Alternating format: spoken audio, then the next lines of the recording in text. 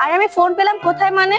কি ধরনের প্রশ্ন করতেছো? তুমি কি জানো না বর্তমানে বাংলাদেশে যে কিস্তি সুবিধাতে ফোন দিচ্ছে, শুধু কি ফ্রিজ আর টিভি দিচ্ছে নাকি? তুমি কি করে জানবা? তুমি তো থাকো বিদেশে। কতবার বললাম একটা ফোন কিনে দাও, নাও এখন আমি আমার বাবার টাকায় কিস্তিতে ফোন নিয়ে নিয়েছি। কোন ব্র্যান্ডের? ইনফিনিক্স এর। এই চমৎকার ফোনটি তোমাকে যদি আমি দেখাতে পারতাম।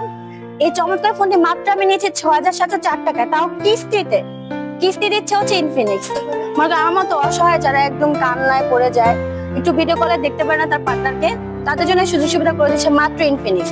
তো আমি কত মাসে কিস্তিতে নিচ্ছি? তারা ৪, ৬, ৯ মাসে দিচ্ছিল, তাই আমি ৯ মাসে কিস্তিতে নিয়েছি মাত্র প্রতি মাসে পরে ৩,৬৭১ টাকায়। এই ফোনের প্রাইস মাত্র ৩০,০০০ টাকা। তুমি ভাবো, আমি মাত্র ৬,৭০৪ টাকায় ফোনটা নিয়ে আমি বাসায় চলে আসছি।